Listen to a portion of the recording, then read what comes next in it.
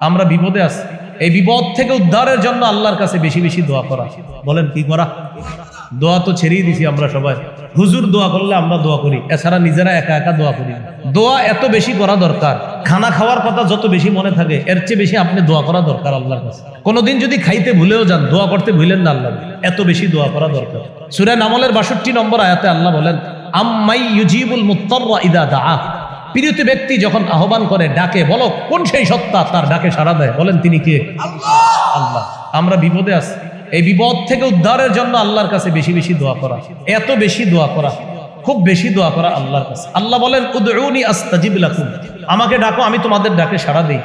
আমি ওনারে যদি এখন 5 বার ডাক দিই, বা উনি আমারে যদি 5 বার ডাক দেয়, আমারে দিয়ে বুঝাই, 1 বার 2 বার 3 বার 5ম বারে কমু, কি হচ্ছে আপনি এরকম করেন, এত ডাক দেন কেন? 6 বারের সময় ডাক দিলে রাগ হয়ে যাবো, এই এত বেডের বেডের করণ করো।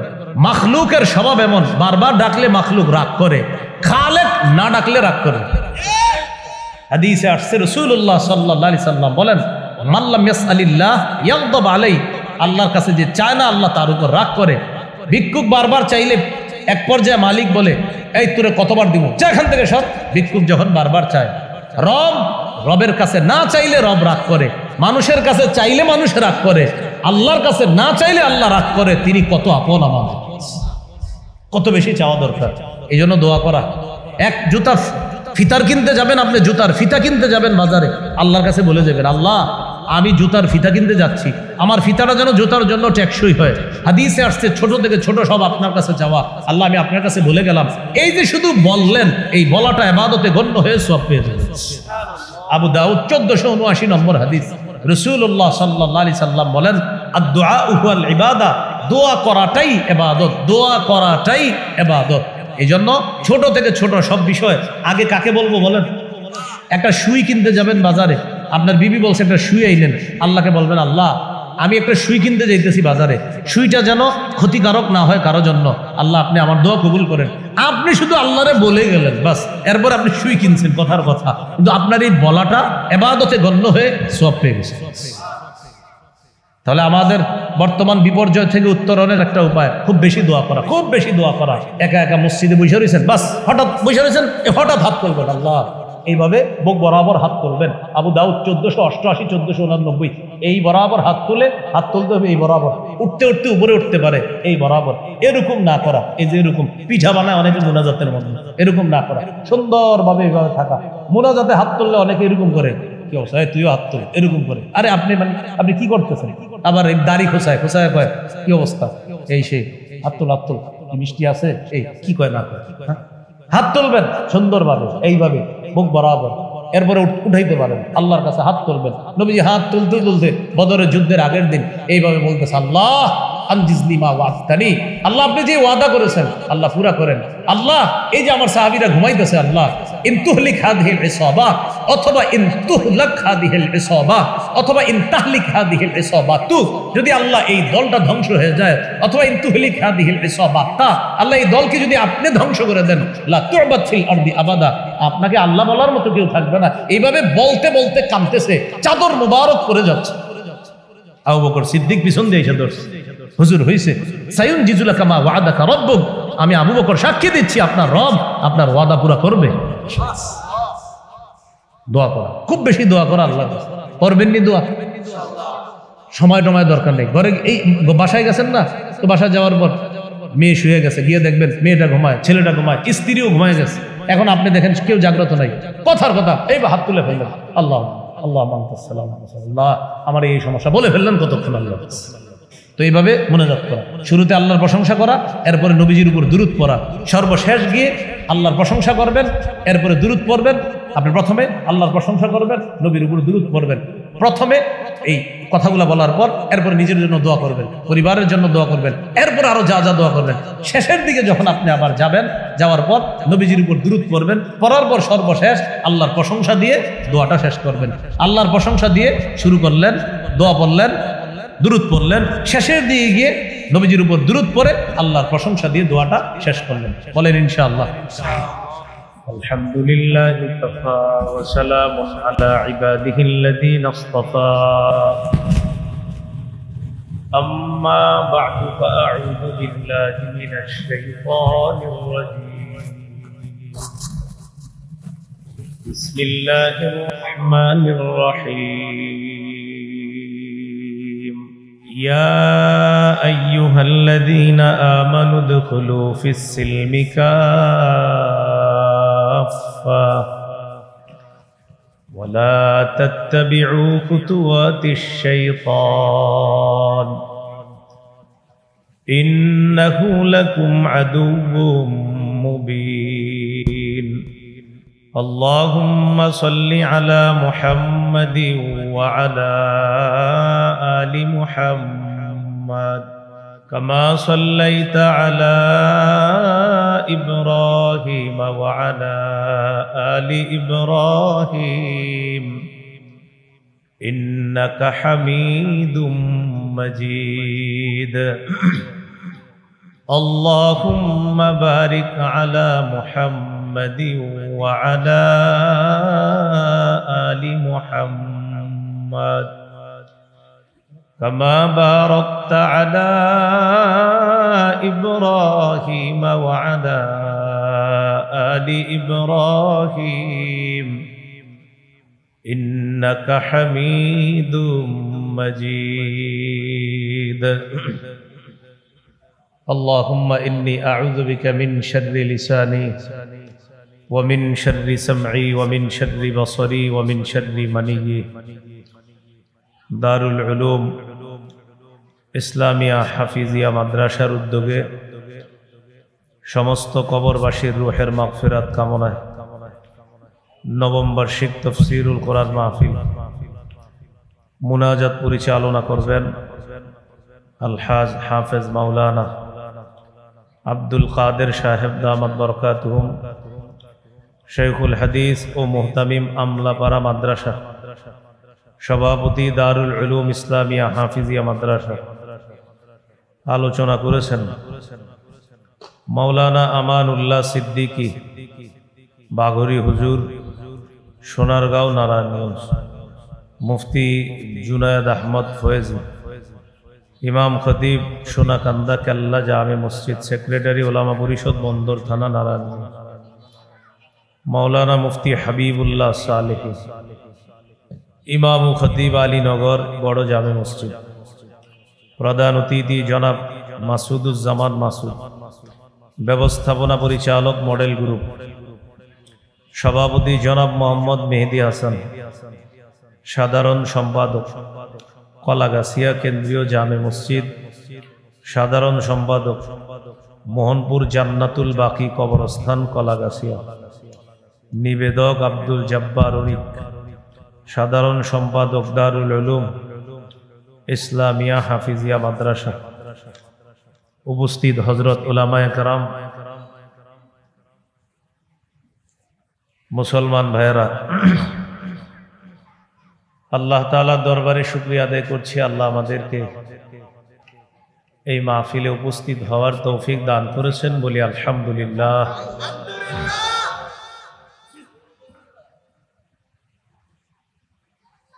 রাত ছোট, এই জন্য সময়ের প্রতি খেয়াল রাখা এটা আমাদের দায়িত্ব কর্তব্য। আমার আলোচনা করার কথা ছিল 10টায়, আপনাদের জন্য বুঝতে ভুল না হয় জন্য বলা। আমি 9টা 25 এলাকায় এসেছি। আপনাদের এখানের আলোচনা 9টা 25 থেকে এই পর্যন্ত আমি এখানেই সবকিছু শুনতেছি। সেই হিসাবে আমি আমার অবস্থান পরিষ্কার করলাম। আমি কিন্তু আপনাদের এই মাহফিলের পাশেই 9টা 25 থেকে, কারণ 10টায় আমাকে আলোচনা দেওয়ার কথা। পরবর্তীতে যেন আমাকে নিয়ে কথা না হয়, এজন্য আমি আমার অবস্থান পরিষ্কার করলাম। আল্লাহ আমাদেরকে সময়ের প্রতি গুরুত্ব দেওয়ার তৌফিক দান করেন। সময় আল্লাহর কাছে দামি, এই জন্য কোরআনে সময়ের শপথ করছে আল্লাহ, ওয়াল আসর, সময়ের শপথ। সময়ের গুরুত্ব এত বেশি, এই জন্য সময় মতো নামাজ পড়া এটা আল্লাহর কাছে সবচেয়ে পছন্দনীয় ইবাদতের একটা। পবিত্র কোরআনে আছে সূরা নিসা, ইন্নাস সালাতা কানাত আলাল মুমিনিনা কিতাবাম মাওকুতা, সময় মতো নামাজ পড়া মুমিনদের উপর ফরজ। সহিহ বুখারীর বর্ণনা। রাসূলুল্লাহ সাল্লাল্লাহু আলাইহি সাল্লামকে জিজ্ঞাসা করা হলো, আল্লাহর কাছে সবচেয়ে পছন্দনীয় আমল কোনটি? নবীজি অনেকগুলো আমলের কথা বললেন, এর মধ্যে একটা বললেন আসসালাতু আলা ওয়াক্তিহা, সময় মতো নামাজ পড়া। তো সময়ের গুরুত্ব দেওয়া, এটা মুমিনের জীবনের জন্য অনেক বেশি জরুরি। মুমিন ভবিষ্যৎ জীবনে এগিয়ে যাওয়ার জন্য সময়ের গুরুত্ব মুমিনের কাছে অপরিসীম। আল্লাহ তাআলা আমাদেরকে কথাগুলা বুঝে শুনে মনে রেখে আমল করার তৌফিক দান করেন। বিশেষভাবে ওই মানুষগুলার বিষয়গুলো আমরা খুব মাথায় রাখবো, যারা সময় মেপে মেপে চলে, যারা একদম প্রতিটা মুহূর্ত একদম মেপে মেপে চলে, তাদের বিষয়গুলো আমরা মাথায় রাখবো। ওই মানুষগুলার একটা মুহূর্ত যেন আমরা আমাদের অবহেলায় নষ্ট না করি। আল্লাহ কথাগুলো মনে রাখার তৌফিক দান করেন। আমি আপনাদের সামনে সূরা বাকারার 208 নম্বর আয়াতে কারিমা তেলাওয়াত করেছি।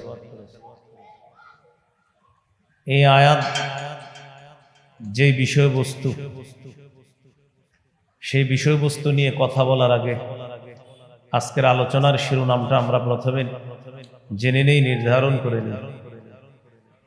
বর্তমান পৃথিবীতে আমরা যারা মুসলমান, সবার একই কথা, আমাদের অবস্থা এমন বিপর্যয় কেন? আমাদের দেশেও 90% বেশি মুসলমান, এখানেও একই কথা যে এত মুসলমান থাকার পরেও আমাদের দেশের সংসদ, আইন ব্যবস্থা, বিচার ব্যবস্থা, পার্লামেন্ট কেন কোরআন সুন্নাহ অনুযায়ী হয় না, অথচ আমাদের বেশিরভাগ মুসলমান। অথচ এই মুসলমান 800 বছর স্পেন শাসন করেছে। এই মুসলমান ফিলিস্তিন শাসন করেছে প্রায় 700 বছরের বেশি। এই মুসলমান ভারত উপমহাদেশ শাসন করেছে প্রায় 400 বছর। এখন এই অবস্থা কেন? মাহফিলও বাড়ছে, ধর্মীয় আলোচনাও বাড়ছে, সবই ঠিক আছে, বিপর্যয় কেন? এর একটা কারণ হলো, এক কবি বলেছেন তারজুন নাজাত ওয়ালাম তাসলুক মাসালিকাহা, তুমি মুক্তি কামনা করো কিন্তু মুক্তির পথে চলছো না। আবার বলছি, তারজুন নাজাত ওয়ালাম তাসলুক মাসালিকাহা, তুমি মুক্তি কামনা করছো কিন্তু মুক্তির পথে চলছো না। মনে রেখো, ইন্নাস সাফিনাতা লা তাজরি আলাল ইয়াবাস, জাহাজ কখনো শুকনো পথে চলে না, শুষ্ক জায়গায় জাহাজ চলে না। জাহাজের জন্য পানি লাগে, পানি না থাকলে জাহাজ চলবে না। তুমি চাইতেছো মুক্তি, তো মুক্তির পথে চলতে হবে, সেই পথে না চললে মুক্তি মিলবে না। এটা কবি বললেন, তারজুন নাজাতা ওয়ালাম তাসলুক মাসালিকাহা, মুক্তি কামনা করছো, নাজাত চাও, কিন্তু নাজাতের পথে চলছো না। জেনে রেখো, ইন্নাস সাফিনাতা লা তাজরি আলাল ইয়াবাস, জাহাজ কখনো শুষ্ক জায়গায় চলে না, জাহাজের জন্য পানি লাগে, পানি ছাড়া জাহাজ চলে না। তুমি মুক্তি চাও তো মুক্তির পথে চলতে হবে, সে পথে না চললে মুক্তি পাবে না। এটা হলো একটা কথা।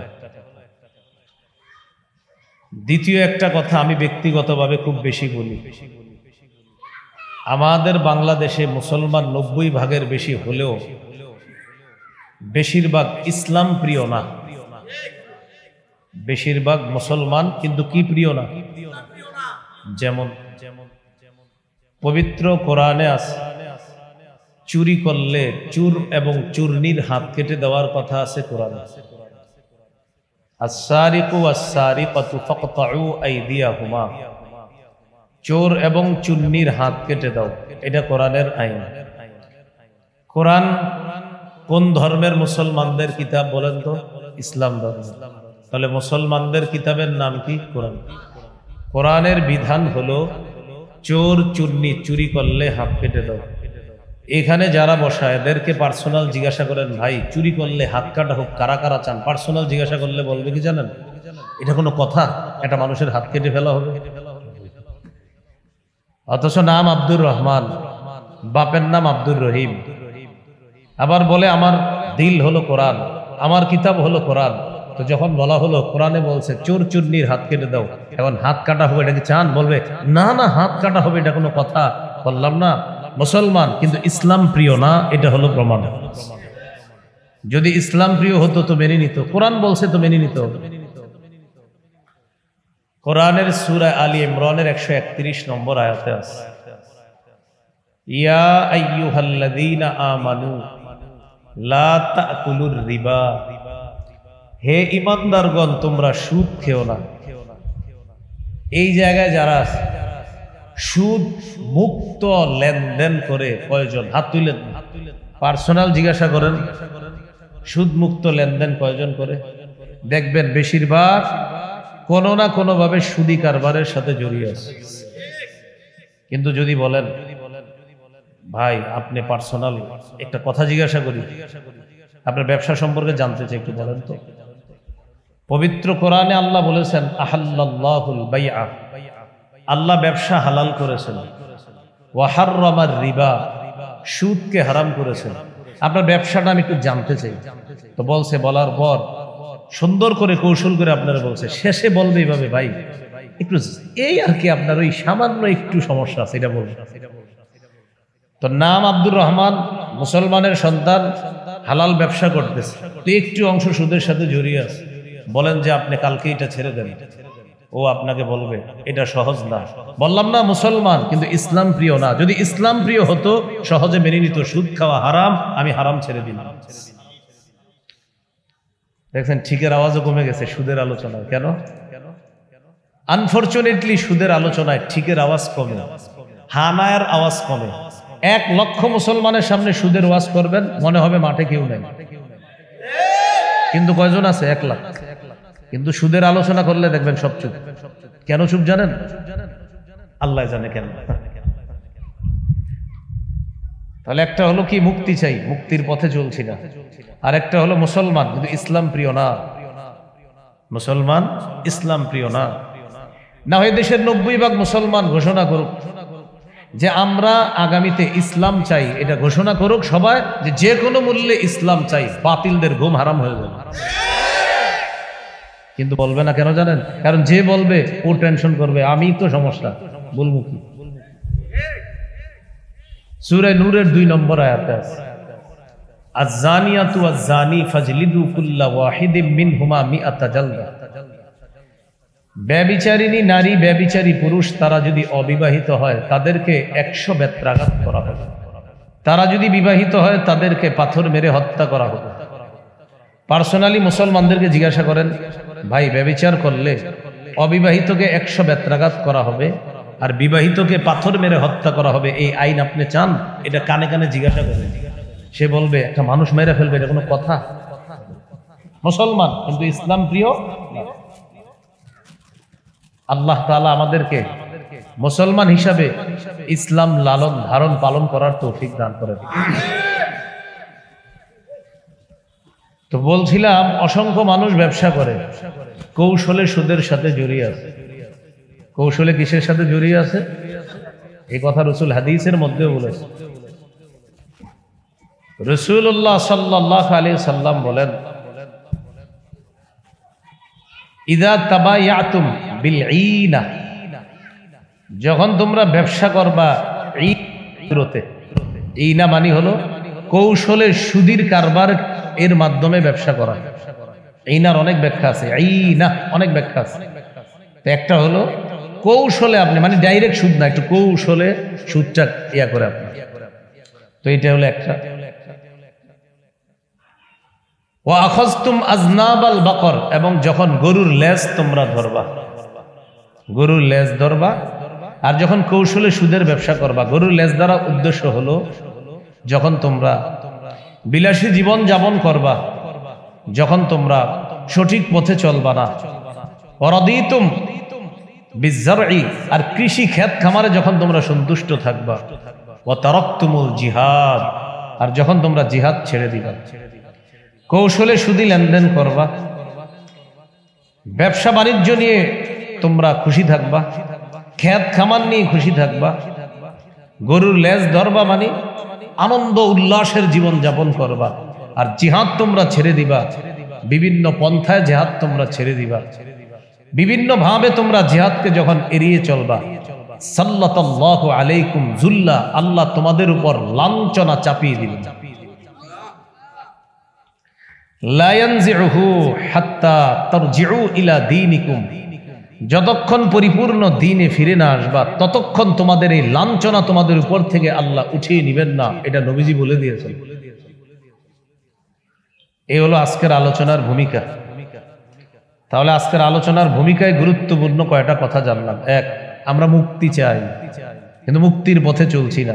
কবি বললেন তারজুন নাজাত ওয়ালাম তাসলুক মাসালিকাহা, মুক্তি চাও, মুক্তির পথে চলছো না। ইন্নাস সাফিনাতা লা তাজরি আলাল ইয়াবাস, জাহাজ শুষ্ক পথে চলে না, পানি লাগে। যেমন পানি ছাড়া জাহাজ চলে না, তেমনি তুমি মুক্তি চেয়ে যদি মুক্তির পথে না চলো তাহলে তুমি মুক্তি পাবে না। জাহাজ তুমি যদি চালাইতে চাও আর পানি না রাখো তাহলে জাহাজ চালাতে পারবা না।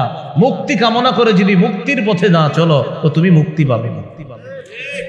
এটা ছিল ভূমিকার প্রথম কথা। দ্বিতীয় কথা, হুজুর আমরা এত মুসলমান, তো আমাদের কেন এই অবস্থা? 90 ভাগের মুসলমানের দেশেও কেন ইসলামী হুকুমত হচ্ছে না? এটার উত্তর ছিল কি, আমরা মুসলমান কিন্তু ইসলাম প্রিয় না। এই কথা আমরা জানলাম। অসংখ্য মানুষ আমরা জানলাম কোরআনে আছে চুরি করলে হাত কাটা, কিন্তু এটা বলে হাত কাটা হবে, কিন্তু চুরি যে পুরো এলাকায় হচ্ছে এটা সমস্যা নেই, হাত কাটা হবে এইভাবে চোখ বড় করে বলবে। জিনা করলে 100 বেত্রাঘাত করা অথবা পাথর মেরে হত্যা করা যদি ব্যবহৃত হয় তো বলবে একটা মানুষ হত্যা করা হবে, অথচ এক মানুষ হত্যা করলে হাজারো ধর্ষক ভালো হয়ে যাবে, এটা বুঝে না। ধর্ষণ হাজার হোক কিন্তু একটা মানুষকে জিনার অপরাধে হত্যা করা হবে, এটা অসংখ্য মুসলমান হওয়ার পরেও এটা চায় না, মানে ইসলাম প্রিয় না। তো সুদি কারবার করে, এগুলা করে, ইসলাম প্রিয় না। এইখানে আমরা যারা ঠিক ঠিক বলতেছি, কালকে নারায়ণগঞ্জের কোন আলেম বলুক ভাই ফিলিস্তিনে সরকারিভাবে জিহাদের জন্য অনুমতি দিছে, তখন এই জায়গার যারা আছে এরা প্রত্যেকে বলবে থাক, অমুকে যেহেতু যাবে আমি না গেলেও চলবে। আল্লাহ আমাদেরকে বুঝার তৌফিক দান করেন। চলেন মূল কথায় চলে যাই। আমরা আমাদের বিপর্যয় থেকে উত্তরণের কি উপায়? আপনাদের সামনে মৌলিক 17টা উপায় আমি বলবো ইনশাল্লাহ, এরপরে আলোচনাটা শেষ হয়ে যাবে। বিপর্যয়ের মধ্যে আছে, বিপর্যয় থেকে উত্তরণের কয়টি উপায় জানবো আমরা আজকে? 17টি। 1 নম্বর উপায়, ইমানি শক্তি অর্জন করা। এটার উপর প্রশ্ন এসে যায়, তাহলে কি হুজুর আমাদের ইমান দুর্বল? নিঃসন্দেহে দুর্বল।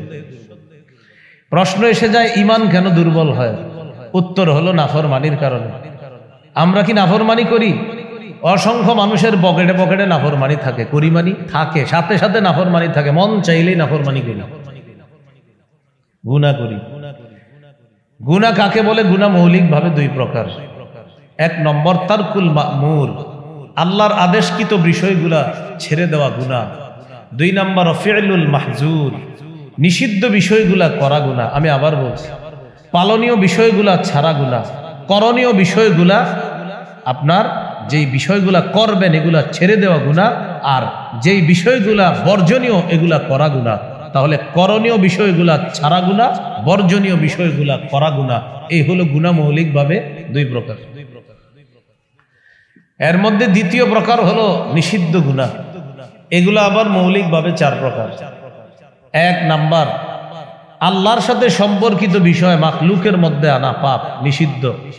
যেমন রুবুবিয়্যত বা লালন পালন করার সিফাত আল্লাহর।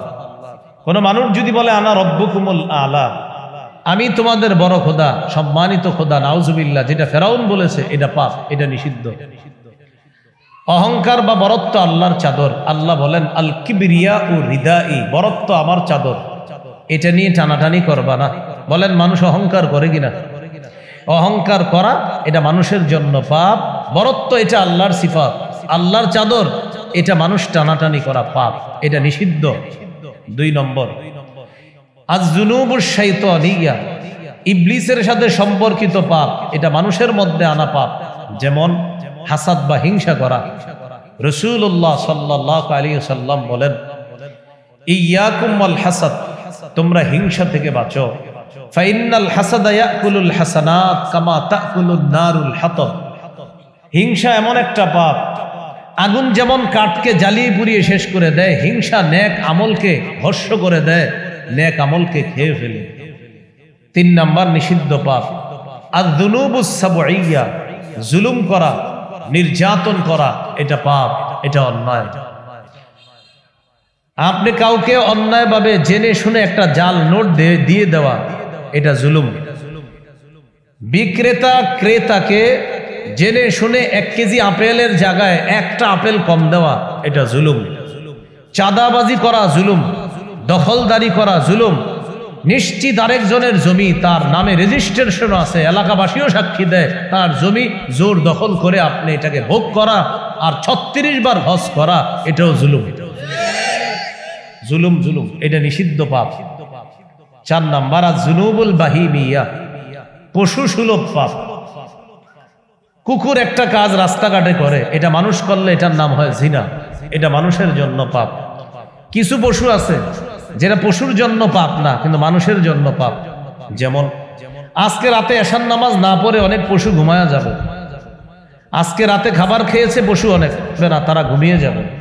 অসংখ্য মানুষ আছে যারা আজকে রাতে খেয়েছে কিন্তু নামাজ পড়বে না, তারাও ঘুমিয়ে যাবে। পশু কালকে ফজর পড়বে না, অসংখ্য মানুষ আছে কালকে ফজর পড়বে না। পশু সকালে উঠা মালিককে বুঝাবে আমার নাস্তা দরকার, অসংখ্য মানুষ আছে 8টা 9টা উঠা মারে বলবে পরোটা ভাজি দাও। তো বলেন পশু আর তার মাঝে পার্থক্য কি? আপনিও খাইলেন, পশুও খাইল। আপনি এশা বললেন না, পশুও পড়লো না। আপনি ফজর বললেন না, পশুও ফজর বললো না। আপনি সকালে নাস্তা করলেন, পশুও নাস্তা করলো। আপনার আর ওই পশুর মাঝে কোথায় পার্থক্য হলো? এই জন্য আল্লাহ বলেছেন উলাইকা কাল আনআম, এরা চতুষ্পদ জন্তুর মতো। বালহুম আদল, বরং এর চেয়ে আরো নিকৃষ্ট। কারণ চতুষ্পদ জন্তু, ওর তো কোনো বিচার হবে না। তো মানুষ যে ও তো পাপের কারণে ধরা খেয়ে যাবে, ঠিকানা হবে জাহান্নাম। তাহলে এবার প্রত্যেকে মিলান। আমি রাতে খাই, আচ্ছা পশুও খায়। আমি এশা বললাম না, পশুও এশা বললো না। আমি ফজর পড়ি নাই, পশুও ফজর বললো না। আমি রাতে ঘুমাইলাম, পশুও ঘুমাইল। পশু সকালে উঠা নাস্তা করলো, আমিও নাস্তা করলাম। নিজেকে জিজ্ঞাসা করেন তো আমার আর পশুর মাঝে পার্থক্য হলো কোথায়? পার্থক্যটা তো এটাই, আমি রবের ইবাদত করব, এশা পড়ব, ফজর পড়ব, জোহর আসর মাগরিব পড়ব, পশু পড়বে না। এজন্য পশু আর আমি মানুষ, আমি আশরাফুল মাখলুকাত। নিষিদ্ধ পাপ কয় প্রকার? 4 প্রকার। প্রথমে পাপ 2 প্রকার। একটা হলো পালনীয় গুলা না করা পাপ, 2 নাম্বার বর্জনীয় গুলা করা পাপ। এই বর্জনীয় পাপ মৌলিকভাবে 4 প্রকার। 4র্থ নাম্বার হলো পশু সুলভ আচরণ মানুষের মধ্যে আনা। আল্লাহ আমাদেরকে সব পাপ থেকে হেফাজত করেন। বড় ছোট হিসাবে পাপ 2 প্রকার, একটা কবিরা গুনাহ আর একটা সগীরা গুনাহ।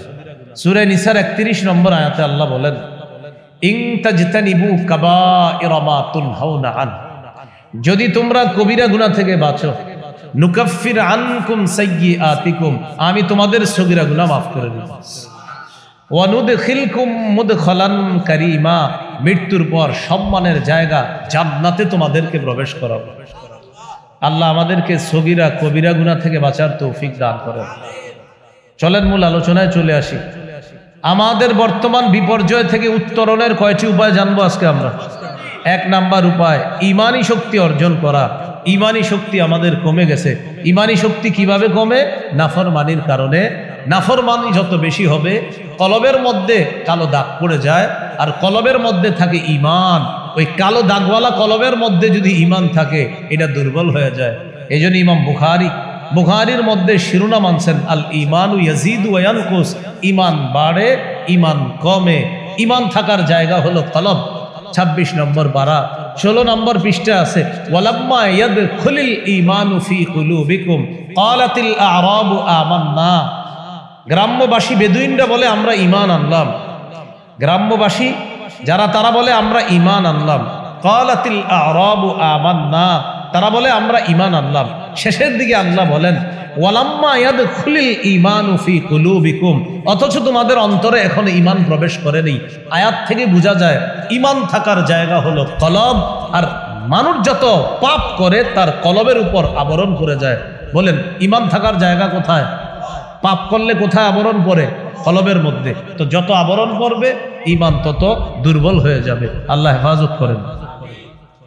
হাদিসের মধ্যে আছে রাসূলুল্লাহ সাল্লাল্লাহু আলাইহি সাল্লাম বলেন, ইন্নাল আবদা ইযা আযনাবা যামবা, বান্দা যখন একটা গুনাহ করে, নুকিতাত ফি কলবিহি নুকতাতুন সাউদা, তার অন্তরের মধ্যে একটা কালো দাগ পড়ে যায়। যখন সে তওবা করে ওই কালো দাগটা দূর হয়ে যায়, কলবটা স্বচ্ছ হয়ে যায়। কিন্তু সে যখন পাপটা আবার করে, কালো দাগের মাত্রাটা বেড়ে যায়। এক পর্যায়ে কালো দাগ পড়তে পড়তে তার কলবটা কালো দাগের ভিতরে পড়ে যায়।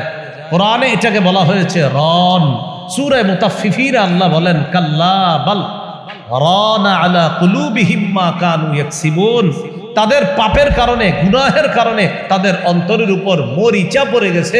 আর ওই মরিচাওয়ালা অন্তর যাদের হবে, তাদের থেকে আল্লাহ কিয়ামতের মাঠে আড়াল হয়ে যাবে, রহমতের দৃষ্টি দিবে না। পরে পরে আছে কাল্লা ইন্নাহুম আর রাব্বিহিম ইয়াউমা ইযিল লামাহজুবুন। তো প্রিয় ভাইরা, উত্তরণের এক নাম্বার উপায় ইমানি শক্তি অর্জন করা। ইমানি শক্তি কমে কেন? নাফরমানির কারণে। তাহলে এবার প্রশ্ন, হুজুর ইমানি শক্তি বাড়বে কিভাবে? উত্তর সোজা, নাফরমানি ছাড়লে ইমানি শক্তি বাড়বে। বলেন ইমানি শক্তি কমে কেন? বলেন নাফরমানি করলে। কমে কেন? এখন আপনারা বলেন বাড়বে কিভাবে? নাফরমানি ছাড়লে। বলেন ইমানি শক্তি কমে কেন? নাফরমানি করলে। ইমানি শক্তি বাড়বে কিভাবে? নাফরমানি ছাড়লে। আল্লাহ নাফরমানি থেকে হেফাজত করেন। ইমানি শক্তি বাড়ার কিছু উপায় জেনে নি, আমলি উপায়। এক নাম্বার, কোরআন তেলাওয়াত করলে ঈমান বাড়ে। কি করলে ঈমান বাড়ে? সূরা আনফালের 2 নম্বর আয়াতে আছে, ওয়া ইযা তুলিয়াত আলাইহিম আয়াতুহু যাদাতহুম ঈমানা।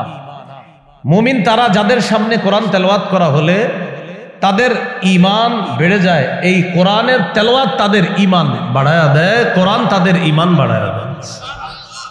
তাহলে কোরআন তেলাওয়াত ঈমান বাড়ায়। পড়বেন নি ইনশাআল্লাহ? আমরা শুধু রমজানে কোরআন পড়ি, 1 খতম 2 3 4 খতম পড়ে ইমাম সাহেবের কাছে চিঠি লেখে 27শে রমজান, হুজুর দাদার জন্য 1 খতম, দাদির জন্য 1 খতম, নানা নানির জন্য 1 খতম। খতমটা বক্সায়া দিয়ে 27শে রমজানে হুজুরে লেখে। বক্সানো মানে পৌঁছানো। আচ্ছা, আপনার পৌঁছানোর আগে কোথায় ছিল? আকাশে বাতাসে ঘুরতেছিল নাকি? আপনারা বলেন, আমারে যদি বুঝাই দিতে পারেন আমিও লিখবো বক্সানোর কথা। এই যে লেখে বক্সায়া দিয়ে, তো আগে কই ছিল? ঠিক আছে আপনার কথা, বক্সানো। তো আগে কিনা ঘুরতেছিল দুনিয়াতে? এতটুকু লিখতে পারেন, হুজুর 3 4 খতম কোরআন পড়ছি, আমিও আল্লাহর কাছে মাপ চাইছি, নিশ্চিত মানুষ হিসেবে ভুল হয়ে গেছে। আপনি একটু আল্লাহরে বললেন, আমার ভুল ত্রুটি হয়ে থাকলে আল্লাহ যেন মাফ করে দেয়, এটা বলেন। বক্সানোর কথা কেন বলেন? আপনি যখন যে নিয়তে পড়তেছেন আল্লাহ তো সেই নিয়ত পুরা করতেছে। হাদিসে আসছে রাসূল সাল্লাল্লাহু আলাইহি সাল্লাম বলেন, ইকরাইল কুরআনা ফি 40, 40 দিনে অন্তত 1 খতম কোরআন পড়ো। পারলে 3 দিনে 1 খতম, না হয় 7 দিনে। 1 পারা করলে পড়লে 30 দিনে 1 খতম। আর যদি এটা না পারেন, নবী বলেন অন্তত 40 দিনে 1 খতম কোরআন পড়া। প্রতিটা মুসলমানের জন্য 40 দিনে 1 খতম কোরআন পড়া মুস্তাহাব। কিন্তু অনেক মুসলমান পাবেন 40 বছরেও 1 খতম কোরআন পড়ে।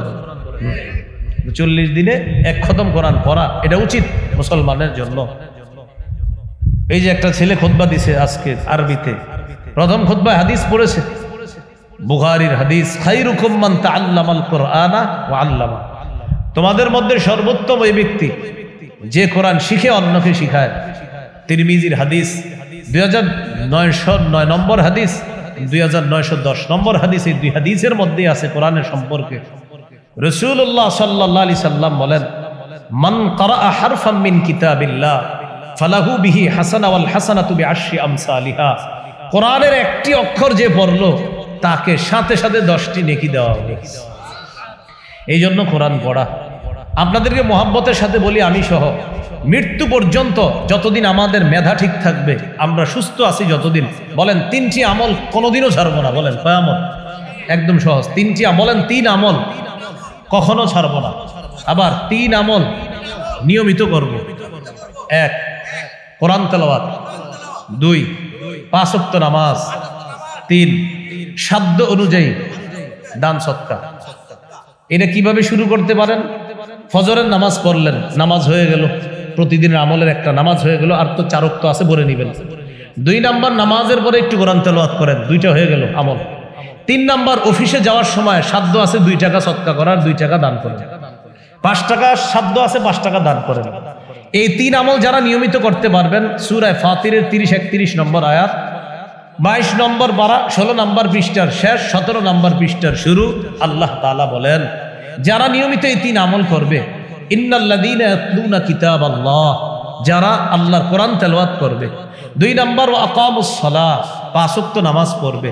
3 নম্বর ওয়া আনফাকু মিম্মা রাযাকনাহুম সিররাও ওয়া আলানিয়া, যারা গোপনে প্রকাশ্যে আমার দেয়া রিজিক থেকে দান করবে। ইয়ারজুনা তিজারাতান লান তাবুর, তারা এমন একটা ব্যবসার আশা করবে যেই ব্যবসায় কখনো লস নাই, লাভ আর লাভ। এই 3 আমল নিয়মিত করা মানে লাভজনক ব্যবসা করা। যারা লাভজনক ব্যবসা করতে চান এই আমল নিয়মিত এটা করতে থাকেন, আল্লাহ তৌফিক দান করেন। তাহলে ইমানি শক্তি বাড়ার একটা উপায় জানলাম আমরা, কোরআন তেলাওয়াত করা। 2 নাম্বার আরেকটা উপায় ইমানি শক্তি বাড়ার, বলেন নবীজির জীবনী এবং সাহাবায়ে কেরামের জীবনী অধ্যয়ন করা। নবীজির জীবনী পড়তে হবে নিয়মিত, সাহাবায়ে কেরামের জীবনী পড়তে হবে, নিয়ম করে করে পড়বেন। আজকে 1 পৃষ্ঠা, কালকে 1 পৃষ্ঠা, এইভাবে।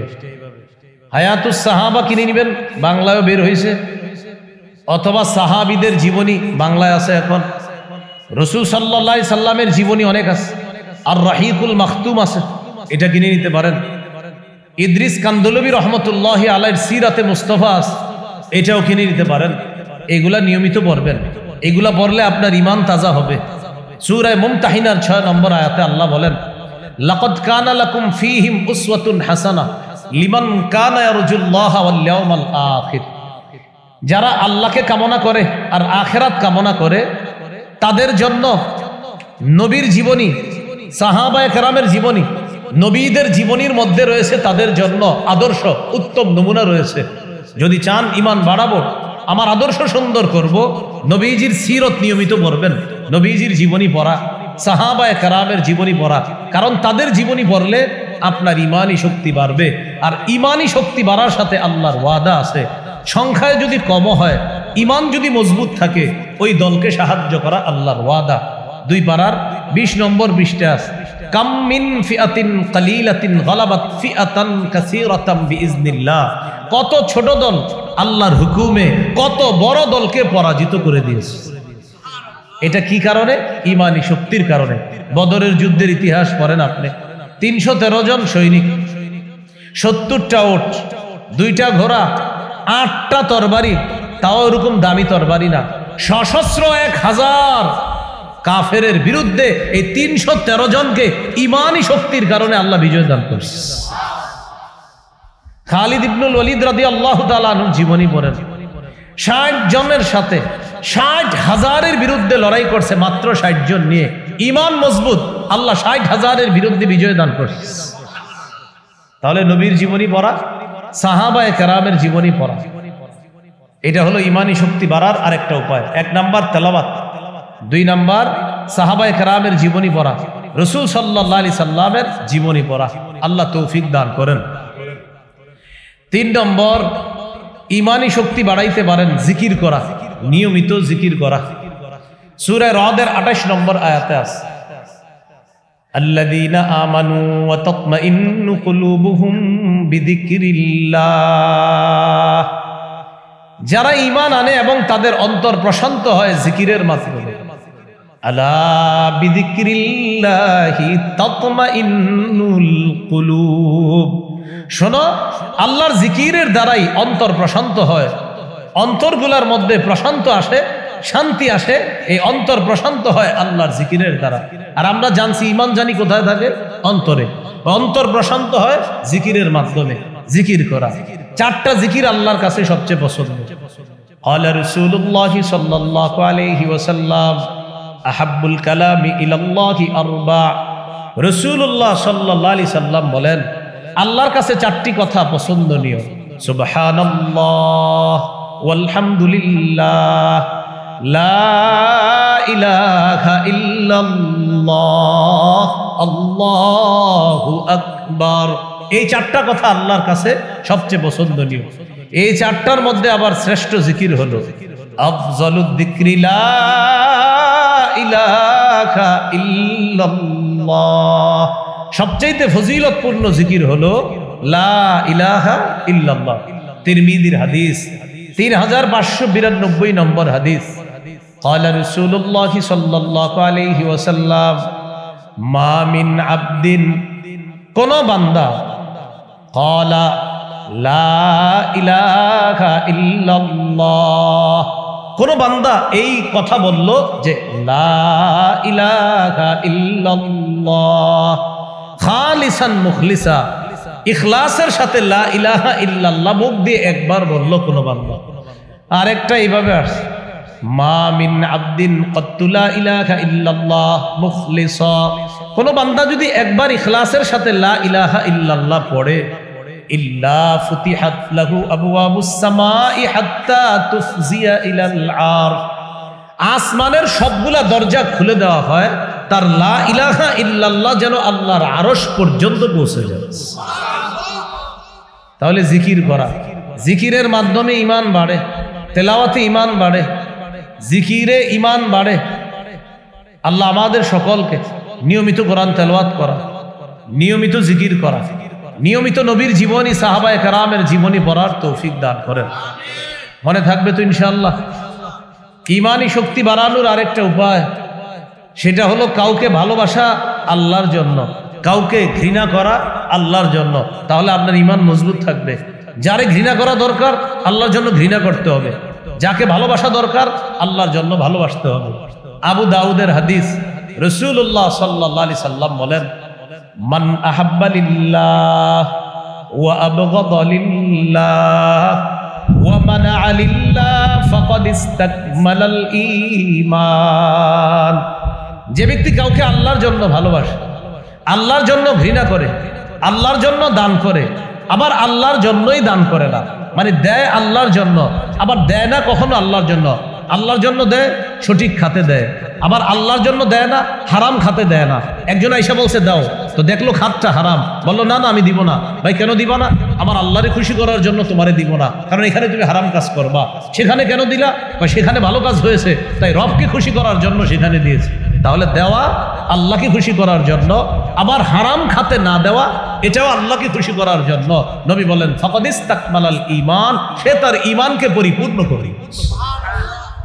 তাহলে ঈমানি শক্তি বাড়ানোর আরেকটা কারণ জানলাম, কাউরে ভালোবাসা আল্লাহর জন্য, ঘৃণা করা আল্লাহর জন্য, দান করা আল্লাহর জন্য, আবার দান না করা এটাও আল্লাহর জন্য। আল্লাহ কথাগুলা মনে রাখার তৌফিক দান করেন। চলে যায় আমাদের দ্বিতীয় আলোচনা। কয়টা কারণ জানবো আজকে আমরা? 17টা বিপর্যয় থেকে বাঁচার। 1 নাম্বার ঈমানি শক্তি অর্জন, 2 নাম্বার ইসলামে পরিপূর্ণ রূপে প্রবেশ করা, এটা দ্বিতীয় উপায়। ইসলামে পরিপূর্ণ রূপে প্রবেশ করা, একটু মন দেন। সূরা বাকারার 208 নম্বর আয়াতে আল্লাহ বলেন ইয়া আইয়ুহাল্লাযীনা আমানু দুখুলু ফিস সিলমি কাফা, হে ঈমানদারগণ তোমরা ইসলামে পরিপূর্ণ রূপে প্রবেশ করো। ইসলামে পরিপূর্ণ রূপে প্রবেশ করার উদ্দেশ্য কি? অসংখ্য মানুষ আছে তার নাম মুসলমান, কিন্তু নামাজ পড়ে নাই। কি পড়ে নাই? নামাজ পড়ে। ঈমানদার, আল্লাহ বলছে হে ঈমানদার, এর মানে হলো আপনি আল্লাহকে বিশ্বাস করেন, এটা আল্লাহ স্বীকৃতি দিল, এই জন্য বললো হে ঈমানদার। পরে বলছে ইসলামে পরিপূর্ণ রূপে প্রবেশ করো। এক ব্যক্তি এশার নামাজ পড়ছে, তো বললাম ভাই এশার নামাজ পড়েছে? মুসলমান এশার নামাজ পড়বে, এশার নামাজ মুসলমান পড়বে, এটা তো মুসলমানই করবে। আচ্ছা তুমি রোজা রাখছো? তো আমি মুসলমান, আমি রোজা রাখবো না, কে রাখবে? আচ্ছা আপনি হজ করছেন, আপনার উপর হজ ফরজ হয়েছে, তো আমি মুসলমান, হজ ফরজ হলে হজ করবো না। আচ্ছা আপনি জাকাত দিছেন, আমি মুসলমান, তো জাকাত ফরজ হলে আমি জাকাত দিব না। মানে একটা মুসলমান জাকাত ফরজ হবে, স্বাভাবিক বিষয় সে জাকাত দিবে। একটা মুসলমান হজ ফরজ হবে, স্বাভাবিক বিষয় সে হজ করবে। একজন মুসলমান বালেগ হয়েছে, 5 ওয়াক্ত নামাজ পড়বে, স্বাভাবিক সে 5 ওয়াক্ত নামাজ পড়বে। বালেগ হওয়ার পর একজন মুসলমান রোজা রাখবে, এটা তো স্বাভাবিক বিষয় সে রোজা রাখবে। কিন্তু আপনারা বলেন হজ করে না, রোজা রাখে না, জাকাত দেয় না, নামাজ পড়ে না, এমন মুসলমান নামধারী সমাজে আছে না? এই জন্য আল্লাহ বলছে ইসলামে পরিপূর্ণ প্রবেশ করো, ইসলামে পরিপূর্ণ প্রবেশ করো। দেখবেন আবার হাসি দিতে দিতে চা দোকানের সামনে বৈশা বলে নামাজ না বললো কি হবে, ঈমান ঠিক আছে, গর্ব করে বল। আল্লাহ বলছে ইসলামে পরিপূর্ণ প্রবেশ করো। প্রত্যেকে জিজ্ঞাসা করেন আপনি ইসলামে পরিপূর্ণ প্রবেশ করেছেন কিনা। আমি প্রত্যেকে বলি না, আজকে বাসায় যাবেন না, আপনার বাসায় 10 জন সদস্য, ওদেরকে আপনি জিজ্ঞাসা করেন। আপনার বিবি পর্দা করেন, আজকে গিয়ে বলেন তুমি কালকে থেকে পর্দা করতে হবে, সে আপনার এর বিপরীতে 10টা যুক্তি দিবে। আপনি আজকে আপনার বাবারে গিয়ে বলেন আব্বা কালকে থেকে সুদ ছাড়তে হবে, আপনার উল্টা 10টা যুক্তি দিয়ে বুঝাবে আমি সুদ ছাড়বো না। বললাম তো, আপনি 10 জন সদস্য যারা, ওদেরকে আপনি পরিপূর্ণ ইসলাম পালন করতে পারবেন না, আপনি ঘরে গিয়ে দেখেন। তাহলে বিপর্যয় থেকে উত্তরণের 2 নাম্বার উপায় ইসলামে পরিপূর্ণ রূপে প্রবেশ করা। বলেন ইনশাআল্লাহ করবো তো ইনশাআল্লাহ। বলেন আল্লাহর সমস্ত বিধানের সামনে মাথা নত করা, স্বেচ্ছায় মেনে নেওয়া, আদেশ নিষেধ আমরা স্বেচ্ছায় মেনে নিলাম। আল্লাহ তৌফিক দান করে। তাহলে 1 নাম্বার উপায় ইমানি শক্তি অর্জন করা, 2 নাম্বার উপায় ইসলামে পরিপূর্ণ রূপে প্রবেশ করা, 3 নম্বর উপায় আমার সাথে বলেন তাহলে মনে থাকবে, বলেন দ্বীনি জ্ঞান অর্জন করে সেই অনুযায়ী আমল করা। দ্বীনের সঠিক জ্ঞান অর্জন করে সেই অনুযায়ী আমল করা। তিরমিজির হাদিস, রাসূলুল্লাহ সাল্লাল্লাহু আলাইহি সাল্লাম বলেন লা তাজুলু কদামা ইবনি আদম হাত্তা ইউসআলা আন খামস। 5টি প্রশ্ন করার আগে আদম সন্তানের 2 পা কিয়ামতের ময়দানে নড়বে না। জীবন সম্পর্কে প্রশ্ন করা হবে, 2 নাম্বার যৌবন সম্পর্কে প্রশ্ন করা হবে, 3 নাম্বার সম্পদ কোথা থেকে কামাই করেছে, 4 নাম্বার রফিমা আনফাকা কোথায় ব্যয় করেছে। হালাল উপার্জন এটা 3 নাম্বার প্রশ্ন, 4 নাম্বার হালাল খাতে ব্যয় করেছে কিনা। অসংখ্য মুসলমান আমরা আছি যারা আমরা হালাল উপার্জন করি কিন্তু হারাম খাতে ব্যয় করি। যেমন একজন মানুষ হালাল উপার্জন করছে কিন্তু জুয়া খেললো, বলেন এটা কি হালাল ব্যয় হলো না হারাম ব্যয়? একজন মানুষ হালাল উপার্জন করলো, গানের কনসার্টে টাকা দিয়ে সহযোগিতা করলো, বলেন খাত কি ব্যয়ের খাতটা কি হালাল হলো না হারাম হলো? তাহলে 3 নাম্বার প্রশ্ন হালাল উপার্জন করেছে কিনা, 4 নাম্বার হালাল খাতে ব্যয় করেছে কিনা, 5 নাম্বার প্রশ্ন হবে ওয়াবিমাযা আমিলা ফিমা আলিমা, যা জেনেছে জানা অনুযায়ী আমল করেছে কিনা। এই 5টা প্রশ্ন করা হবে। এর মধ্যে একটা হলো যা জানলাম তা মানলাম কিনা। আজকে আমাদের 17টা উপায়ের 3 নাম্বার উপায় হলো দ্বীনের সঠিক জ্ঞান অর্জন করে সেই অনুযায়ী আমল করা। এবার আমি উদাহরণ দিয়ে বুঝাই। আল্লাহকে সেজদা দেওয়া, বলেন এটা দ্বীনের কি জ্ঞান? সঠিক জ্ঞান। বলেন আল্লাহকে সেজদা দেওয়া কি জ্ঞান? আপনাদের এই এলাকার একজন 365 দিন আল্লাহকে সেজদা দেয়, এটা তো সঠিক কাজ। হঠাৎ বছরে একদিন আরেক জায়গায় গিয়া আরেকটা সেজদা দেয়, বলেন এটা কি সঠিক হলো না অন্যায়? আবার বলছি আমি, প্রতিদিন সেজদা দেয় কাকে? আল্লাহকে। একদিন আবেগে আরেক জায়গায় দেয়, ধরা খেয়ে গেলে পরে আপনি যদি বলেন কাকা এটা কি করলেন, আপনি তো মাশাআল্লাহ নামাজি মানুষ, এটা কি করলেন? কই এটা আসলে আবেগ। আবেগ মানে ওটা বুঝবা না, এটা দিলের মধ্যে একটা হিটার্স। কি আসে? হিটার্স। আপনি পাবেন হয়তো এই আশেপাশেও পাবেন, খুঁজেন পাবেন। আর আছে মানে ভালোই আছে, চট্টগ্রাম নারায়ণগঞ্জ থাকবে না তো কোথায় থাকবে? তাহলে আপনি সেজদা দিলেন আল্লাহকে, হঠাৎ একদিন আরেক জায়গায় দিয়ে দিলেন, শেষ, সব বরবাদ। সূরা জুমার 65 নম্বর আয়াত, লাইন আশরাকতা লায়াহবাতান্না আমালুকা, যদি তুমি শিরিক করো অবশ্যই তোমার আমল সব বরবাদ হয়ে যাবে। তাহলে আল্লাহকে সেজদা দেওয়া দ্বীনের সঠিক জ্ঞান, সে অনুযায়ী আমল করা দ্বীনের সঠিক জ্ঞান। আল্লাহ ছাড়া অন্য কোথাও সেজদা দেওয়া এটা দ্বীনের সম্পর্কে অজ্ঞতা, এই অজ্ঞতা তাকে জাহান্নামে নিয়ে যাবে। এগুলো 3 নাম্বার। 4 নাম্বার বিপর্যয় থেকে উত্তরণের উপায়, বলেন দ্বীনের সঠিক জ্ঞান অর্জন করে সেটা প্রচার করা। 3 নাম্বার হলো আমল করা, 4 নাম্বার হলো দ্বীনের সঠিক জ্ঞান প্রচার করা, যেটা আরবি হলো তাবলীগ করা বা প্রচার করা। সূরা মাইদা আল্লাহ তাআলা আমাদের নবীকে ডাক দিয়ে বললেন, ইয়া আইয়ুহার রাসূলু বাল্লিগ মা উনজিলা ইলাইকা মির রাব্বিক, হে রাসূল আপনি প্রচার করেন যা আপনার কাছে অবতীর্ণ করা হয়েছে তা আপনি তাবলীগ করেন, প্রচার করেন। সহিহ বুখারী 105 নম্বর হাদিস। রাসূলুল্লাহ সাল্লাল্লাহু আলাইহি সাল্লাম সাহাবীদেরকে বললেন, আমি কি আমার উপর অর্পিত দায়িত্ব পৌঁছিয়েছি তোমাদের কাছে? 3 বার জিজ্ঞাসা করলেন। তারা বললেন হ্যাঁ। নবীজি আকাশের দিকে আঙ্গুল উঠিয়ে বললেন, আল্লাহুম্মা শাহাদ, আল্লাহ আপনি সাক্ষী থাকেন। শেষে বললেন, লিউবাল্লিগিশ শাহিদুল গায়বা, যেহেতু আমি আমার উপর অর্পিত দায়িত্ব তোমাদের কাছে পৌঁছে দিয়েছি, সেহেতু তোমাদেরকে দায়িত্ব দিয়ে যাচ্ছি, তোমরা উপস্থিত যারা আছো, পৃথিবীর প্রান্তে প্রান্তে অনুপস্থিত যারা আছে, তাদের কাছে আমার পৌঁছে দেওয়া বিষয়গুলা তোমরা প্রত্যেকে পৌঁছে দেবা। এই দায়িত্ব আমি নবী তোমাদেরকে দিয়ে গেলাম।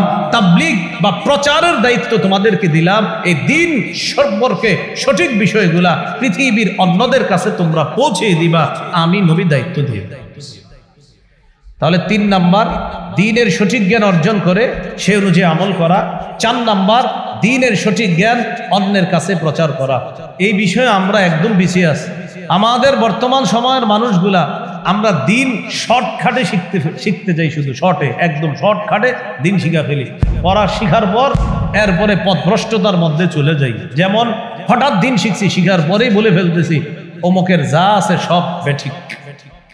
আপনি শিখছেন, আপনি যে বেঠিকের মধ্যে আছেন এটা আপনিও জানেন না, এটা আপনি বুঝেনও না। হেফাজত করেন। 5 নাম্বার, আল্লাহর দ্বীনের সহযোগী হওয়া। সূরা মুহাম্মদের 7 নম্বর আয়াতে আল্লাহ বলেন, ইয়া আইয়ুহাল্লাযীনা আমানু ইন তানসুরুল্লাহ ইয়ানসুরকুম। হে ঈমানদারগণ, যদি তোমরা আল্লাহকে সাহায্য করো, আল্লাহ তোমাদেরকে সাহায্য করবে। আল্লাহকে সাহায্য করার অর্থ হলো আল্লাহর দ্বীনের সহযোগিতা করা। আল্লাহর দ্বীনের সহযোগিতা করা মানে মসজিদের কাজে সহযোগিতা করা, এটা আল্লাহর দ্বীনের সহযোগিতা করা। মাদ্রাসায় সহযোগিতা করা, এটা আল্লাহর দ্বীনের কাজে সহযোগিতা করা। মুজাহিদ যারা আল্লাহর রাস্তায় জিহাদ করতেছে তাদের জন্য অর্থনৈতিক সাহায্য পাঠিয়ে দেওয়া, আল্লাহর দ্বীনের শ্রেষ্ঠ একটা খাতে সহযোগিতা করা। কোথায় বলেন সবাই, কোথায়? জিহাদের ময়দানে যারা, তাদের জন্য অর্থ পাঠিয়ে দেওয়া, এটা আল্লাহর দ্বীনের শ্রেষ্ঠ একটা সহযোগিতা হবে। তো এই বিষয়টা বললেই সবার মধ্যে একটা এই অনুভূতি আইসা যায়। আমাদের মুসলমানদের মাথা এমন হয়ে গেছে, জিহাদ আর মুজাহিদ শব্দ শুনলেই ইন্না লিল্লাহ, কি বলে ইন্না লিল্লাহ। হুজুর আপনার ওয়াজ তো এতদিন ঠিক ছিল, হঠাৎ আপনি এই জুমায় কি বয়ান করলেন, এটা কি হয়েছে? আস্তে আস্তে সভাপতি, সেক্রেটারি বলেন, সবাই বলেন, সবার মস্তিষ্ক তৈরি হয়ে গেছে এখন জিহাদ মুজাহিদ মানে ইন্না লিল্লাহ। অথচ বাস্তবতা হলো কি? বাস্তবতা 13 বছর সন্ত্রাসগিরি করলো কাফেররা। কয় বছর? জোরে বলেন, কয় বছর? এই সন্ত্রাস প্রতিহত করার যেই পবিত্র পদ্ধতি আল্লাহ দিছে, এটার নাম জিহাদ। তো আগে তো সন্ত্রাসগিরি হলো কয় বছর? কেন এই কথা আপনি বুঝান না জাতিরে? 13 বছর সন্ত্রাসগিরি আগে হয়েছে, এরপর আল্লাহ জিহাদের বিধান দিছে। সূরা হজ 40-41 নম্বর আয়াত, উযিনা লিল্লাযীনা ইউকাতালুনা বিআন্নাহুম যুলিমু। অনেক সহ্য করেছেন, এবার যারা আপনাদেরকে আক্রমণ করতেছে তাদেরকে প্রতিহত করার অনুমতি দেওয়া হলো। 13 বছর সন্ত্রাসগিরি করলো কাফেররা। সন্ত্রাস প্রতিহত করার পবিত্র বিধানের নাম জিহাদ। বর্তমান পৃথিবীতে যারা সন্ত্রাসী কর্মকাণ্ড করছে তারা জিহাদ শব্দ পছন্দ করছে না, কারণ সন্ত্রাস নির্মূলের পবিত্র বিধানের নাম জিহাদ।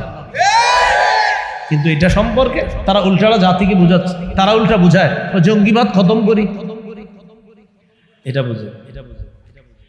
এই জন্য এই বিষয়টা আপনি বুঝতে ভুল করবেন না, খুব সহজভাবে এটা বুঝতে হবে আপনার। এটা পবিত্র একটা বিধান, এই খাতে সহযোগিতা করা, শ্রেষ্ঠ একটা খাতে সহযোগিতা করা। এ হলো 5 নাম্বার। 1 নম্বর ইমানি শক্তি অর্জন, 2 নম্বর ইসলামে পরিপূর্ণভাবে প্রবেশ, 3 নম্বর দিন সম্পর্কে সঠিক জ্ঞান শিখে সে অনুযায়ী আমল, 4 নম্বর দ্বীনের সঠিক জ্ঞান অন্যের কাছে প্রচার, 5 নম্বর আল্লাহর দ্বীনের সহযোগিতা করা, 6 নম্বর দোয়া করা। বলেন কি করা? দোয়া তো ছেড়েই দিছি আমরা সবাই। হুজুর দোয়া করলে আমরা দোয়া করি, এছাড়া নিজেরা একা একা দোয়া করি না। তো এইভাবে মোনাজাত করা, শুরুতে আল্লাহর প্রশংসা করা, এরপরে নবীজির উপর দুরূদ পড়া, সর্বশেষ গিয়ে আল্লাহর প্রশংসা করবেন, এরপরে দুরূদ পড়বেন। আপনি প্রথমে আল্লাহর প্রশংসা করবেন, নবীর উপর দুরূদ পড়বেন। প্রথমে এই কথাগুলো বলার পর এরপরে নিজের জন্য দোয়া করবেন, পরিবারের জন্য দোয়া করবেন, এরপর আরো যা যা দোয়া করবেন। শেষের দিকে যখন আপনি আবার যাবেন, যাওয়ার পর নবীজির উপর দুরূদ পড়বেন, পড়ার পর সর্বশেষ আল্লাহর প্রশংসা দিয়ে দোয়াটা শেষ করবেন। আল্লাহর প্রশংসা দিয়ে শুরু করলেন, দোয়া পড়লেন, দুরূদ পড়লেন, শেষের দিকে গিয়ে নবীজির উপর দুরূদ পড়ে আল্লাহর প্রশংসা দিয়ে দোয়াটা শেষ করলেন। বলেন ইনশাআল্লাহ।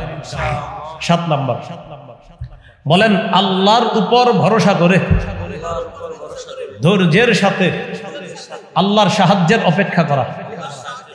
6 নাম্বার হলো সাহায্যের জন্য দোয়া করা, আর 7 নাম্বার আল্লাহর উপরে ভরসা করতেছি, জি জি আল্লাহ দিবে দিবে, ভরসা এইভাবে, আর ধৈর্যের সাথে, হ্যাঁ হ্যাঁ ধৈর্য আছে, দিবে আল্লাহ। রাসূলুল্লাহ সাল্লাল্লাহু আলাইহি সাল্লাম বলেছেন, শোনো, জেনে রাখো, আন্না নাসরা মা'আস সাবরি, ধৈর্যের সাথে সাহায্য। নবীজি বলেছেন ধৈর্যের সাথে সাহায্য। সূরা আলে ইমরানের মধ্যে আল্লাহ বলেন, আল্লাহ যদি সাহায্য করে ফেলে, ইয়ানসুরকুমুল্লাহ ফালা গালিবা লাকুম, সূরা আলে ইমরান 159 নম্বর আয়াত। যদি আল্লাহ তোমাদেরকে সাহায্য করে, পৃথিবীর কেউ তোমাদেরকে পরাজিত করতে পারবে না। বলেন, এই মুহূর্তে আমাদের সাহায্য দরকার কার? আল্লাহ। তাহলে আপনি আবার এটা করেন না, হুজুর আমি তো খুব দোয়া করি, কই হয় না তো। আগের গুলোও পূরণ করতে হবে, ইমানি শক্তি অর্জন, এটা আপনি নাফরমানি ছাড়তে হবে, ইসলামে পরিপূর্ণ অনুপ্রবেশ করতে হবে, এরপরে দ্বীনের সঠিক জ্ঞান অর্জন করা, আমল করা। 4 নাম্বার দ্বীনের সঠিক জ্ঞান প্রচার করা। 5 নাম্বারে গিয়ে আল্লাহ দ্বীনের সহযোগিতা করা। 6 নাম্বারে গিয়ে দোয়া করা। আগের গুলা পূরণ করতে হবে আপনার, এই পূরণের পরে দোয়া করা। এরপরে 7 নাম্বার আল্লাহর উপর ভরসা করে ধৈর্যের সাথে আল্লাহর সাহায্যের অপেক্ষা করা। এই হলো 7টা। 8 নাম্বারটা অতীব গুরুত্বপূর্ণ। বলেন, পরস্পর ভ্রাতৃত্বের সম্পর্ক জোরদার করা। আমরা মুমিন ভাই ভাই, এই ভ্রাতৃত্বের সম্পর্কটা বাড়াইতে হবে। সূরা হুজুরাতের 10 নম্বর আয়াতে আল্লাহ বলেন, ইন্নামাল মুমিনুনা ইখওয়াহ, মুমিনগণ পরস্পর ভাই ভাই। বিদায় হজে রাসূলুল্লাহ সাল্লাল্লাহু আলাইহি সাল্লাম বলেছেন, তাআলামনা আন্না কুল্লা মুসলিমিন আখুন লিল মুসলিম, জেনে রাখো প্রত্যেকটা মুসলমান আরেক মুসলমানের ভাই বলে আমি নবী ঘোষণা করে গেলাম। সারা পৃথিবীর প্রান্তে প্রান্তে যে মুসলমান আছে সবাইকে আমি ভাই বলে ঘোষণা করলাম। সব মুসলমান সব মুসলমানের ভাই। তাহলে বলেন, আমরা পরস্পর, বলেন ভাই ভাই, কাজে কর্মে নাই নাই, পরস্পর কি কাজে করবে। আপন ভাই আপন ভাইয়ের সাথে 10 বছর কথা বলে না, পাইবেন খোঁজ নিয়ে। 5 বছর কথা বলে না, কেন? কি এক ঝামেলা হয়েছে, বাবাই মনে হয় জমিন একটু কি করে দিছে, এখন ভাই বাইরে দেখতে পারে না। দরজা আগে ছিল 2 ভাইয়ের মুখোমুখি, এখন ওই ভাইরে দেখতে পারে না বইলা দরজা পাল্টায় আরেক দিক দিয়ে করছে, ওরে যাতে না দেখি। মৃত্যুর আগে ওসিয়ত করে যায়, ও যাতে আমার চেহারা না দেখে। বাহ, আপনার চেহারা না দেখলে কি হবে? মিয়া মরার পরে আপনার কি অবস্থা হবে এই চিন্তা করেন। ওসিয়ত করে আমার জানাজায় যেন ও না আসে। বাহ বাহ, ওসিয়ত করার জিনিস মান্না না, আপন ভাই বাইরে দেখতে পারে না।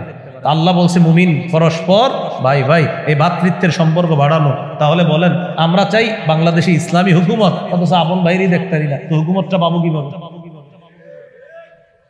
9 নম্বরটাও গুরুত্বপূর্ণ। বলেন, আপোষের মধ্যে ঝগড়া বিবাদ কমিয়ে আন্তরিকতা বাড়ানো, এটা 9 নম্বর। সূরা আনফালের 46 নম্বর আয়াতে আল্লাহ বলেন, ওয়াতিউল্লাহা ওয়া রাসূলাহু ওয়া লা তানাযাউ, তোমরা আল্লাহর আনুগত্য করো, রাসূলের আনুগত্য করো। ওয়া লা তানাযাউ, তোমরা পরস্পর ঝগড়া করো না। ফাতাফশালু, যদি ঝগড়া করো তোমরা দুর্বল হয়ে পড়বে। ওয়া তাযহাবা রিহুকুম, তোমাদের শক্তি খর্ব হয়ে যাবে। তাহলে পরস্পর ঝগড়া করলে আল্লাহ বললেন তোমরা দুর্বল হয়ে যাবা। তাকান আমার দিকে, 1 2 3 4, আমরা 4 জন এক দল, আমরা 4 জনে এক দল, 4 জনে মিলে এক দল, 4 জনের এক শক্তি। শক্তিকে কম না বেশি? বেশি। আমরা 4 জনের মধ্যে সকালে একটা ঝগড়া হয়েছে, বিকাল বেলায় 4 জনে 4টা দল বানায় ফেলছে। শক্তি কি কমলো না বাড়লো? কমলো। তাহলে 4 জনে একসাথে ছিলাম, শক্তি ছিল, আলাদা হয়ে গেলাম, শক্তি কমে গেছে। ইসলামপন্থী যারা আছে তারা যদি বাঁচতে চায়, আমরা যারা ইসলামপন্থীদের সমর্থক, আমরাও যদি বাঁচতে চাই, ইসলামপন্থীরা এক হওয়ার কোনো বিকল্প নাই, এক হতে হবে।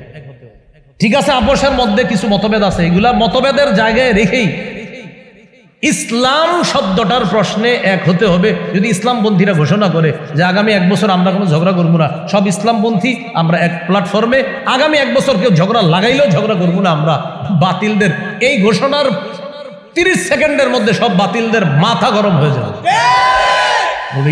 কি কয়, আগামী 1 বছর তো ঝগড়া লাগাইলেও লাগবে না। হারা ঘোষণা দিচ্ছে, ঝগড়া লাগাইলেও লাগবে না। ঘোষণা দিচ্ছে যে আমাদেরকে কেউ ঝগড়া যদি লাগায়ও আমরা ঝগড়া লাগবো না। তো এখন তো লাগানো সম্ভব না, সব টেনশনে পড়ে যাবে।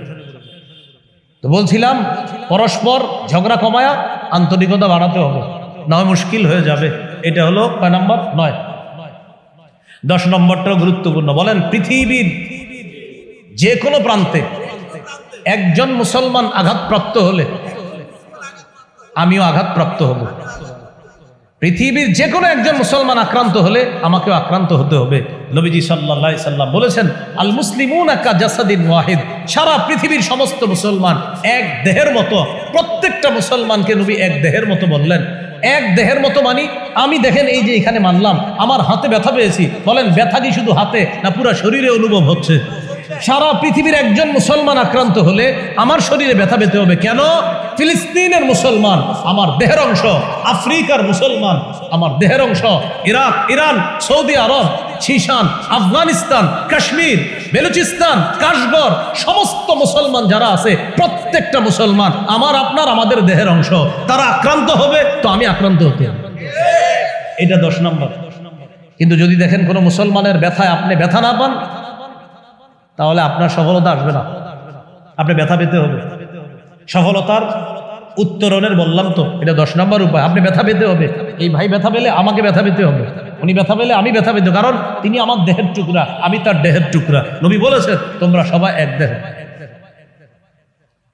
এ হলো 10 নম্বর। 11 নম্বর, নির্যাতিত মুসলমানদের জন্য অর্থনৈতিক সহযোগিতার ব্যবস্থা করা। যারা নির্যাতিত তাদের জন্য অর্থনৈতিক সহযোগিতার ব্যবস্থা করা। যারা নির্যাতিত তাদের জন্য অর্থের ব্যবস্থা করতে হবে, এটা পাঠাতে হবে আমরা। আর এটাও আল্লাহর দ্বীনকে সাহায্য করা। গাজার মুসলমানদের জন্য মাশাআল্লাহ আমাদের দেশ থেকে বিভিন্ন সঠিক সোর্সের মাধ্যমে অর্থের ব্যবস্থা করা হচ্ছে এবং অর্থ পাঠানো হচ্ছে। আপনারা এই নারায়ণগঞ্জবাসী, বন্দরের এই পাশে এলাকার নাম আলীনগরের বাসীও যারা আছেন, ওলামা হজরত যারা আছে এলাকায়, দায়িত্বশীল ইমাম পরিষদ বা আলেম যারা আছে, ওলামা পরিষদ যারা আছে, তাদের সাথে কথা বলে আপনাদের এলাকা থেকেও একটা সঠিক সোর্সের মাধ্যমে ঢাকাস্থ ওলামায়ে কেরাম যারা আছে, জামিয়া রহমানিয়ার আল্লামা মাহফুজুল্লাহ হাফিজাহুল্লাহ সহ আরো যারা দায়িত্বশীল আছে তাদের সাথে যোগাযোগ করে সঠিক সোর্সের মাধ্যমে একটা অর্থ আপনি গাজার জন্য পাঠানোর ব্যবস্থা করা। এটা মুসলিম ভাই হিসাবে আমি আপনি যা পারি 1 টাকা বাড়লো 1 টাকা বলেন ইনশাআল্লাহ। এটা 11 নম্বর। 12 নম্বর, জুলুমের বিরুদ্ধে বজ্র আওয়াজ তোলা। এটা সবার দায়িত্ব, শুধু একজনের দায়িত্ব না, শুধু মাওলানা মামুনুল হক সাহেবের দায়িত্ব না। এটা যে শুধু উনি খালি বজ্র আওয়াজ তুলে আপনাদের জুলুমের বিরুদ্ধে কথা বলবে, মাওলানা মামুনুল হক সাহেব জুলুমের বিরুদ্ধে বলবে, আপনারাও বলতে হবে। দায়িত্ব প্রত্যেককে নিতে হবে, একজনের না, সবাই বলতে হবে। ওনারাও বলবে, বড় বড় আলেমরা বলতেছে জুলুমের বিরুদ্ধে, আপনিও বলতে হবে, সবাই বলতে হবে। খতিব সাহেব জুমার মিম্বরে জুলুম চিহ্নিত করে দেখাইতে হবে, বুঝাই দিতে হবে। সূরা হুদের 113 নম্বর আয়াতে আল্লাহ বলেন, ওয়ালা তারকানু ইলাল্লাযীনা যালামু ফাতামাসসাকুমুন নার, তোমরা জালেমদের প্রতি ঝুঁকে পড়ো না, তাদের অনুরুক্ত হয়ে পড়ো না, আগুন তোমাদেরকে স্পর্শ করবে।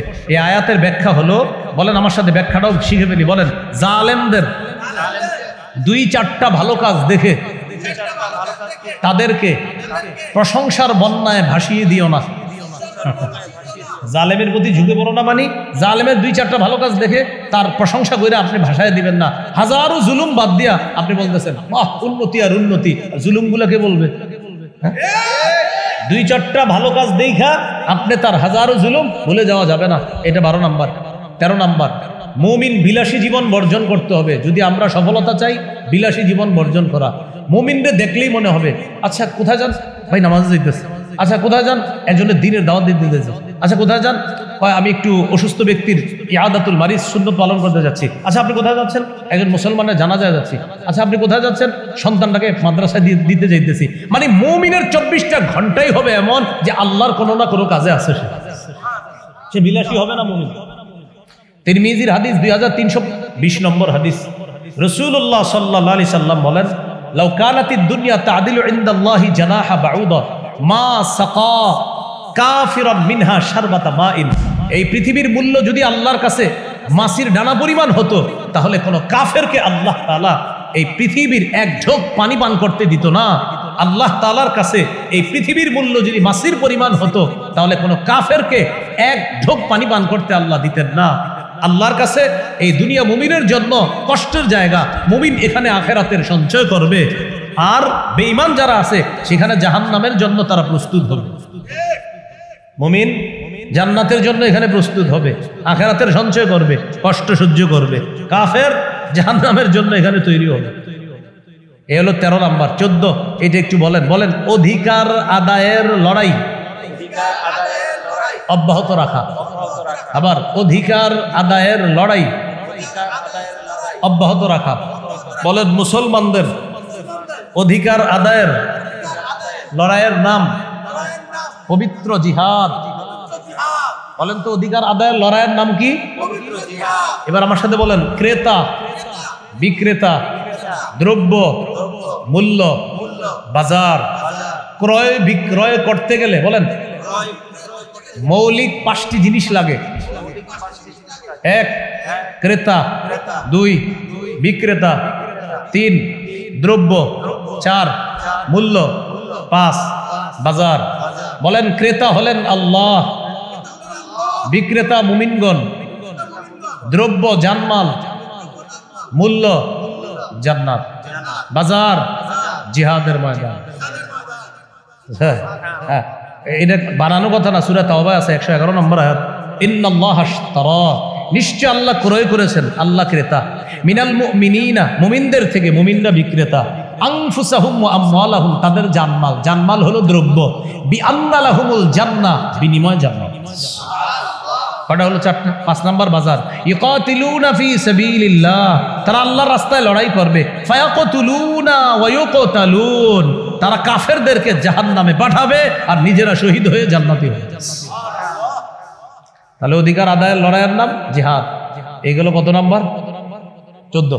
15 নাম্বার বলেন একজন আদর্শ যোগ্য শাসক আমরা নির্বাচন করব, আল্লাহর কাছে দোয়া করব, প্রতিদিন 4 রাকাত অতিরিক্ত নফল নামাজ পড়ার চেষ্টা করব। 2 রাকাত পরে এই দোয়া করব, বলেন আল্লাহ কিয়ামতের আগে বাংলাদেশে আর কোন নারী শাসক চাই না। কি চাই না? সবাই বলেন কেন?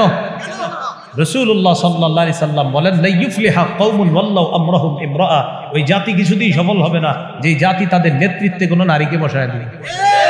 তাহলে এটা হলো 2 রাকাত পুরা, আর রইল কয় রাকাত? 2 রাকাত। এবার 2 রাকাত পুরা বলবেন আল্লাহ 4 কাজের যোগ্যতা রাখে, 10 গুণে গুণান্বিত একজন আদর্শ শাসক আমাদের দেশে তৈরি করে দেবে। এটা হবে দ্বিতীয় নফল। 2 রাকাত নফল নামাজ পড়ে দোয়া করবেন, 4 কাজের যোগ্যতা আর 10 গুণে গুণান্বিত। আমার একটা আলোচনা আছে, যারা শোনেন নিয়মিত দেখবেন আদর্শ শাসকের কাজ কি হবে আর গুণ কি হবে, এটা নিয়ে আলাদা বয়ানের প্রয়োজন, তো সেটা অন্য বিষয়। আদর্শ শাসক আল্লাহর কাছ থেকে চেয়ে নেওয়া, আল্লাহর কাছে দোয়া করা আর নিজেরাও চেষ্টা করা। এই জন্য আগামীতে আমি যার সমর্থন করব, বলেন সবাই আমি যার সমর্থন করব, করার আগে 4টি বিষয় মাথায় রাখা। 1, আমি যাকে সমর্থন করব তার পক্ষ না, যে সমর্থন করা মানে সাক্ষ্য দেওয়া, সমর্থন করা মানে সুপারিশ করা, সমর্থন করা মানে প্রতিনিধিত্বের অথরিটি প্রদান করা, সমর্থন করা মানে আমানত তার পক্ষে রাখা। এখন বুঝাই গেলাম, সবাই বলছে জি জি জি জি, বাইরে যাওয়ার পরে কয় কইলে হইব নাকি? আমার আব্বাই যা করছে আমিও তা, আব্বাই ভুল সমর্থন করলে আমিও ভুল, দাদাই ভুল সমর্থন করলে আমিও ভুল, হুজুরে কইলে হইব নাকি? এই মানসিকতা ফালানো। একজন আদর্শ যোগ্য শাসকের জন্য রবের কাছে দোয়া করেন আর নিজেরাও চেষ্টা করেন, আর এই 4 কথা মাথায় রাখেন। আলেমরা আরো বুঝাবে জুমার নামাজে ইনশাআল্লাহ। 16 নাম্বার শুরা ব্যবস্থার গুরুত্ব জাতিকে বুঝাতে হবে। এটা খতিব সাহেব যারা আছেন আপনাদের প্রতি আমার আরজ থাকবে, আবেদন থাকবে, আপনারা শুরা ব্যবস্থাটা জাতিকে বুঝাই দিবেন। মাশওয়ারা করে কাজ করা, রাষ্ট্র পরিচালনা করা সমাজের জন্য কতটা উপকারী, এই বিষয়গুলা ওলামা হযরতরা ইনশাআল্লাহ আপনারা প্রত্যেক মসজিদ থেকে আলোচনাগুলো করে দিবেন, আশাবাদী। মাশওয়ারা করে দেশ চালানো, জাতি চালানো, সমাজ চালানো, এলাকা চালানো, এটার কত গুরুত্ব, এই গুরুত্বটা আবার ফিরিয়ে আনতে হবে। শুরা বা পরামর্শ ভিত্তিক একটা ব্যবস্থাপনা এটা আনতে হবে, যেটা ওমর ফারুক রাদিয়াল্লাহু তাআলা আনহু করেছিলেন। তার পরের খলিফা নির্বাচনের জন্য 6 জনের একটা শুরা কমিটি তিনি গঠন করে গিয়েছিলেন, বলেছিলেন আমি চলে যাওয়ার পর তোমরা 6 জন মিলে একজন যোগ্য ব্যক্তিকে খলিফা নিযুক্ত করবে। 17 নাম্বার সর্বশেষ কথা, বলেন শত্রুকে শত্রু ভাবা, বন্ধু ভাবার সুযোগ নাই। এই জায়গার আমরা ভুলের মধ্যে আছি, কখনো পশ্চিমকে বন্ধু মনে করি আর কখনো পশ্চিমাকে, কখনো আশেপাশকে বন্ধু মনে করি আর কখনো পশ্চিমাকে, কখনো ঝর্ণার নিচে দাঁড়াই, কখনো বৃষ্টির নিচে দাঁড়াই, আর বৃষ্টি থেকে বাঁচতে গিয়ে ঝর্ণার নিচে দাঁড়াই। বৃষ্টির নিচে দাঁড়াই রয়েছি, আরে পানি পানি দৌড়ে গেছে, ঝর্ণার নিচে দাঁড়াইছি, ঘটনা কি এখানেও তো পানি, এটাই তো হচ্ছে। এই কথায় আমি অনেক কিছু বুঝাইতেছি। বৃষ্টি থেকে বাঁচার জন্য ঝর্ণা, এটা লেখবেন আর বুঝবেন কি ঘটনা কি। বৃষ্টিও বাণী, ঝর্ণাও বাণী। হুজুরে কইল কি বৃষ্টি থেকে বাঁচার জন্য ঝর্ণা? হ্যাঁ, এটাই বর্তমানে আমরা এই পরিস্থিতিতে আছি। বৃষ্টি থেকে বাঁচার জন্য দৌড় দিছিলাম, দৌড় দিয়ে দেখি ঝর্ণার নিচে আছি। ওই ঘুরে ফিরে আপনার মানুষের গোলামি আর মানুষকে প্রভু মনে কর, যতদিন মানুষ মানুষকে প্রভু মনে করবে ততদিন মানুষের এই গোলামি থেকে মানুষ মুক্ত হতে পারবে না। গোলামি করতে হবে একমাত্র আল্লাহর। দেশ এটা মানুষের না, এটা আল্লাহর।